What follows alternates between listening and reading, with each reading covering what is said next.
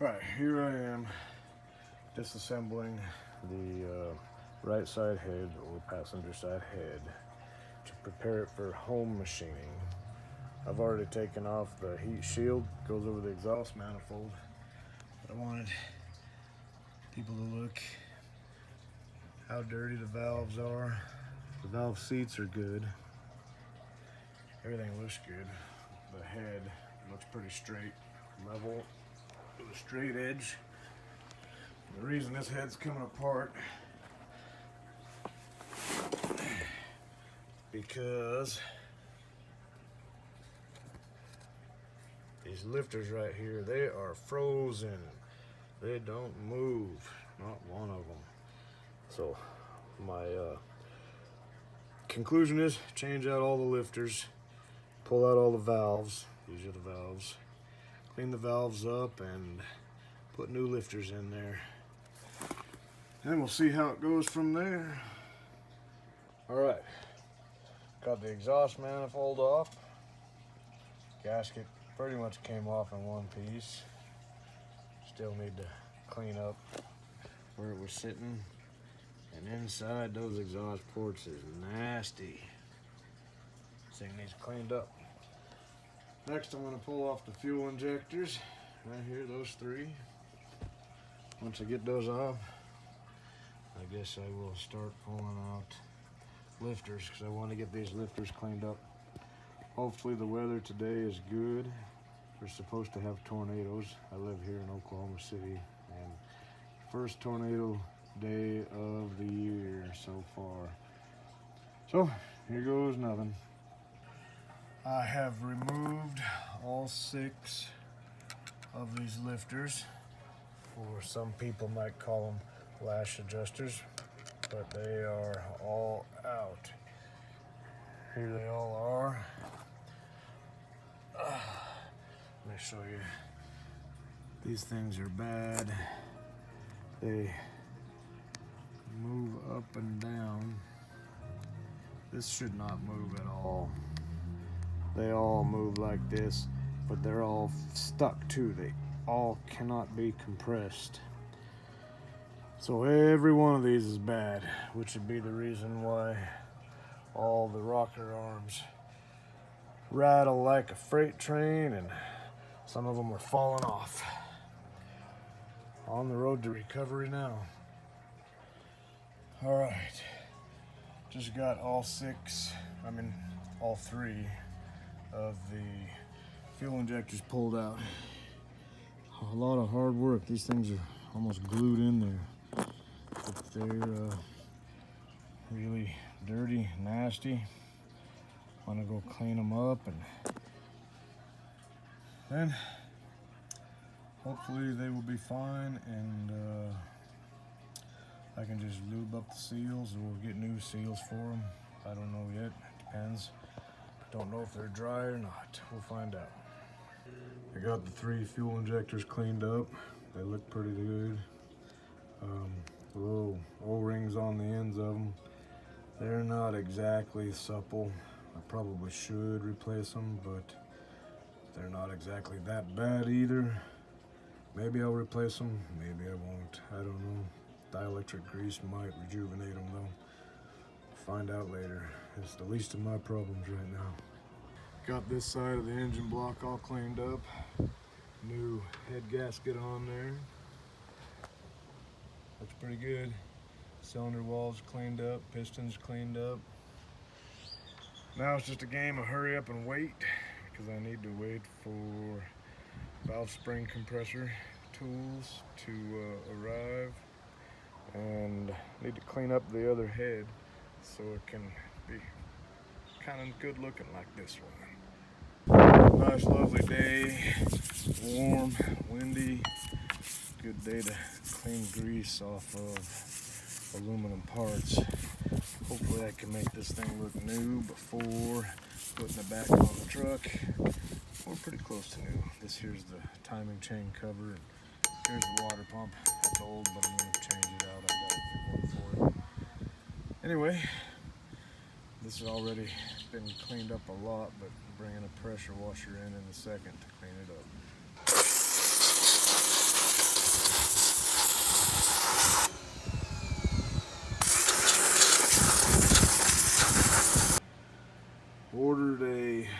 valve spring compressor on Amazon.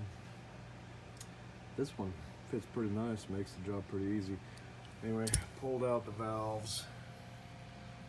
Look how nasty this is in there. This one was full of crud. All this looks like rust or something fell out of it. Need to get it cleaned up.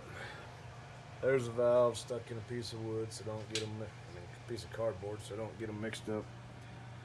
Now I gotta start cleaning this head up. Hopefully this thing goes pretty smooth and easy. I'd like to get this truck running in the next few days. All right, I did the initial grease removal of this. Made it a lot better than it was. It's starting to whiten up. I just rinsed it off, but my grease remover, WD-40. In case you all didn't know, WD-40 is more than just lubricating and freeing up rusted parts. Excellent grease remover. Makes it look good. Even removes carbon. So easy. Anybody that doesn't know about WD-40 doing that, give it a try. Y'all remember that year where you got your woman something for her birthday or anniversary because you thought it was the most useful thing for her, she uses it all the time, and thoughtful gift? Well, I have learned that if you take that gift and you use it to wash your head, it will do wonders. It will take down all the something. You need a little bit of elbow work and a toothbrush from Shrek right there, you know, plastic bristle brush. But it cleans this stuff up really nice. So, you know, when your woman got angry at you because you gave her that gift and she thought it wasn't a very good gift, now you can justify it and tell her you need it, you need to use it, because you know, Dawn takes grease out of your way. It works wonders. I've sprayed this board with some contact cement, kind of like rubber cement, and sprayed 3 pieces of 150 grit metal sandpaper. I will put those on here and use that as my first abrasive to level out this head. Next I will move on to 250. Here's what the board looks like with these 3 sheets of sandpaper glued onto it. They're lightly glued so that I can peel them off later if I need to change them out for some reason. They're not going anywhere, and this board's as flat can be. Here's the head lying down on this board with the sandpaper. The trick to doing this and getting a level head every time, don't push down anywhere. Don't add one kind of weight to one side or another. Just pull and push. Pull and push. You can see here it's removing material from the head. That is the way it's done. This is after about 5 or 10 seconds of running this head across this. There's a material we have removed, and here is what it looks like so far. Head's not too bad a condition. Got a low spot here, a little low spot here, and just a little low spot here and here. It'll all be done pretty quick, I think. I have been working at this head for a while. It's a slow process, but I keep taking long breaks. It's looking really good. Almost all of it's all cleaned off except this corner here, which is a mating surface, so I want to try to get that done. And the scary one, just this little piece right here. But this is what I've been working on to get out for such a long time. Don't want any leak between a water jacket and the intake. Little places like this, not quite done, but they're not mating surfaces. Here's another one, I don't care. And here, I don't care, not a mating surface, but this one and this one. really need to work on. But still, look how shiny that is. Doesn't that look beautiful? All this sanding, this is how I'm doing it, you know, laying the head down on top of this board that's got these sandpapers tacked onto it. But I have to stop every, 10, 15 swipes and clean off all this metal here just to make it quick. I've had to change the sandpaper once. It wouldn't take me as long as it is if I would have had a rougher grit sandpaper. This one's 150 grit. I couldn't find any 80 at the time I bought this, so that's why it's taking so long. But there's the culprit that I need to get out.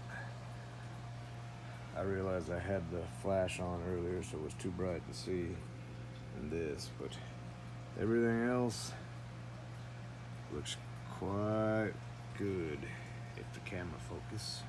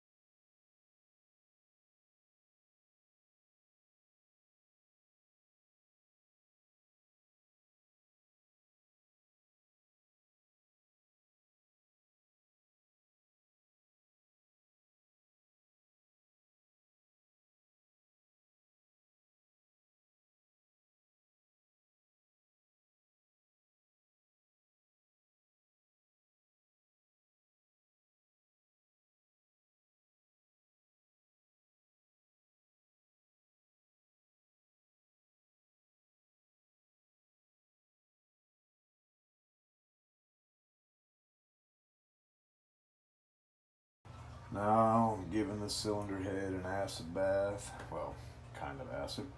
Using white vinegar mixed in with some hot water. This is what it looks like from the beginning. Come back in an hour or so and take a look at it. All right, an hour in the acid bath here. Was able to scrub off with just little soft bristle plastic brushes all the nastiness from the cam and parts inside, and let's see.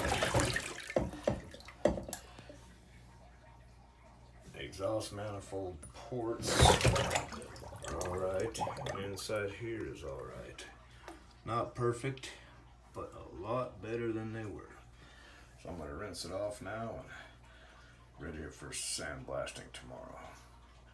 Alright, get to try some sandblasting here. Kind of hopefully get this to work out. Got this machine down here, head in here, and give it a shot. Got the cylinder head all glass blasted yesterday. Looks pretty good. Took off the cam after glass blasting it to make sure that all the bearing races are clean, free of glass fragments. Also, assembly grease or white lithium grease. Be sure to grease all bearing caps. You don't want any dry start on this. And now installing the valve guide seals.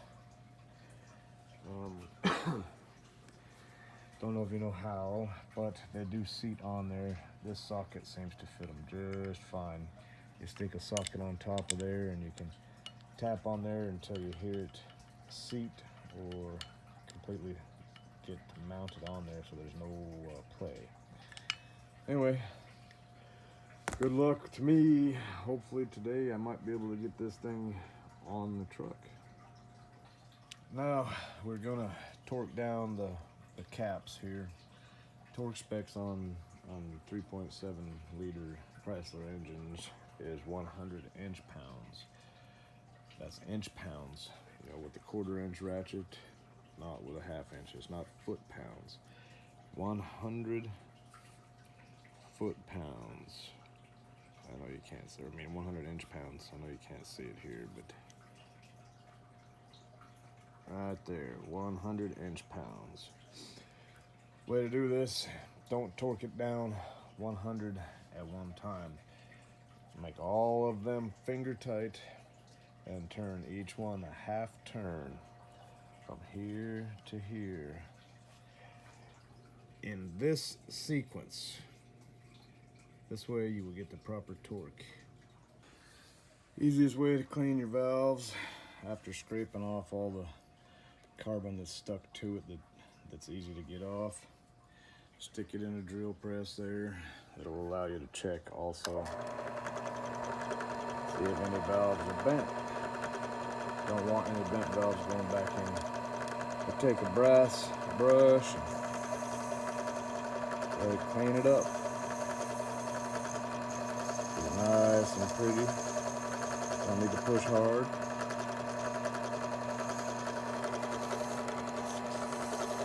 Gotta clean it up. Don't forget the underside. Nice, pretty, shiny, so you don't put something dirty back into an engine that you spent a long time working hard on. Here you can see a before and after cleaning. You see that black one? These are the intake valves. So black, nice, pretty clean. Clean one there. Dirty one there. Hard to see the difference. There you go. See that? Nice and shiny on the left, and nice and nasty on the right. Unfortunately, I found one valve that is bent. is this one. I can show you. Well, it's good. It's fortunate that I can show you what a bent valve looks like. See this? Not spinning around so evenly. Got a lot of movement behind it. So side-by-side comparison. Lucky me, I have another head that I was saving parts off of, just for a situation like this. So let me show you what a normal or not bent valve looks like.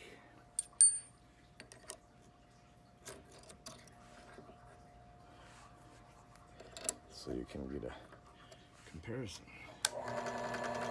This one's not bent. Nice and smooth. So we're gonna replace this one with this one after I clean it up. Since we're going for as much perfection as possible, we'll start off with some coarse grade valve grinding compound. Put it on the outside edge of the valve there. Put the valve back in the hole. Then we'll spin this around to try to seat this valve with this hole. We'll repeat the process with all these other valves in all their own holes. After get all those done, we'll move to a fine grade. Perfection is our goal. Now the valve grinding is all done. Time to put the valve springs back in. Now keep in mind that these springs right here that go on the intake valves are a little bit different than the ones that go on the exhaust valves. See, they got that thing down at the bottom. Put your valve springs in. Don't forget to put the keepers in there with it. That way your valves will stay. When you got the valve spring and valve keepers all assembled, this is what it'll look like. You can see down inside here with the keepers. One that doesn't have the keepers in it yet will look like this. Nothing is in there. It is not done. Remember, it should look like this. Okay, got all the valve keepers installed on all 6 of these valves and put the lifters in. The lifters are these shiny things right here. 6 of them in there. All that's left to do to complete this head is to put the rocker arms in. Rocker arms will go from here, under there, all the way to the other side right here. From 1, 2, 3, 4, 5, and 6. So close to being done, yay. These things right here, the rocker arms, they slide under here. The way to get this up on top of that lifter is to put something in here and pry it up. I don't know I can do it one-handed holding the camera, but I guess I can see. Maybe it'll go, maybe it won't.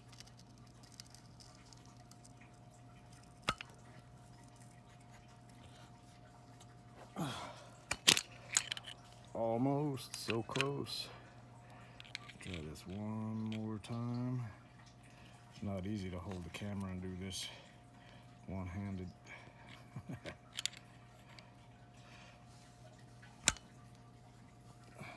No, I can't get it far enough one-handed. Anyway, you get the idea. It's almost on there, just not quite. All right. All the rocker arms are on. This head is done.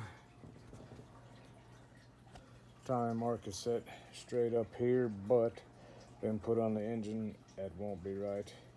it has to be set straight up this direction. Anyway, this is it for this small series of video. Next we'll be putting this head on.